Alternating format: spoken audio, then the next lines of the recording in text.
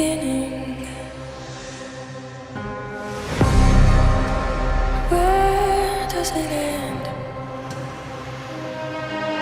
I feel like you're restless, ready to run, follow the sun and the stars. This is the beginning.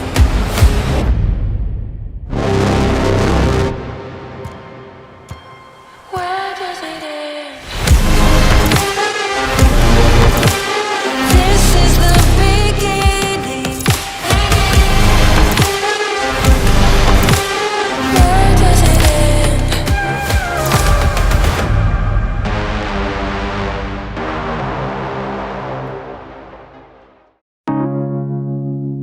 Bali, nagkakilala kami ni Syra sa Ateneo de Manila yun, stargazing. Tapos, tumitingin kami doon ng mga bituin sa mga planeta. Yan, simula nun, hindi niya na ako pinakawalan. Kaya ito, inabot na ng 9 years kami. Looks like we made it. Look how far we've come, my baby. We might have took the long way. We knew we'd get there someday. They said that Hindi ko na siya pinakawalan. Basta naging kami. Si Syra, para sa akin, napakabuting girlfriend. Napakasipag. Siya yung pwede mong iwanan, magagawa niya yung mga dapat gawin. Kaya niyang tumayo sa sarili niyang paa. together, still going strong. You're still the one I run to, the one that I belong to. You're still the one I want for life. You're still the one that I love, the only one I dream.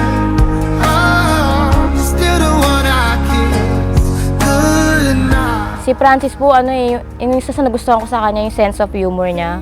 Sobrang makulit talaga, talagang lagi kang papatawanin. Tapos, maganda talaga yung boses niya. Talagang singer talaga.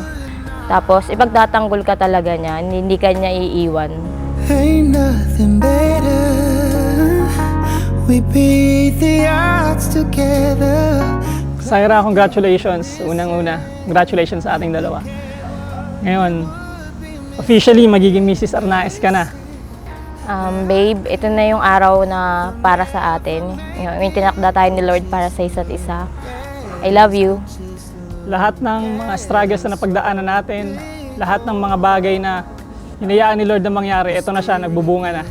Simula ngayon sa araw na ito, patuloy pa rin tayo na magtatagumpay sa tulong ng Panginoon.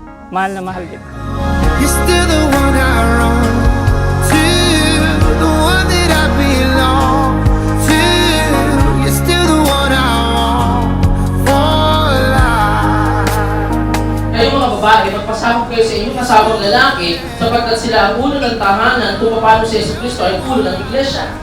Ibig sabihin, ang may responsibilidad, ang mayroong tungkulin at mayroong otoridad sa loob ng pamilya ay dapat yung lalaki daw. At dapat magpailalim ang babae sa leadership ng lalaki. Dinugtungan, ang sabi sa Ephesians chapter 1, kayo namang mga lalaki, magpailalim kayo sa inyong mga asawang babae kung paano minahal ni Kristo ang iglesia, ganoon din dapat handa niyong ibigay ang inyong buhay sa pagmamahal ninyo sa asawang babae. You're still the one that I love, the only one I dream. Oh, you're still the one I kiss goodnight. Still the one. Looks like we made it. Look how far we've come, my baby. We might have looked a long way. We knew we'd get there someday. At ito na nga yung Sunday na yan. Di man araw-araw na nakangiti. Ilang beses na rin tayong humihindi. Francis, sinanagat kitang maging kaisang dibdib na maging kabiyak ng aking puso sa habang buhay, sa hirap at ginhawa, sa sakit man o kalusugan, at mamahalin kita sa habang buhay, gaya ng sagradong utos ng Panginoon. Ngunit sa huli,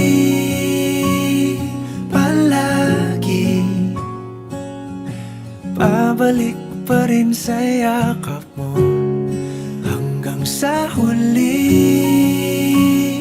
Palagi pipiliin kong maging sa'yo. Ulit-ulitin man, nais kong malaman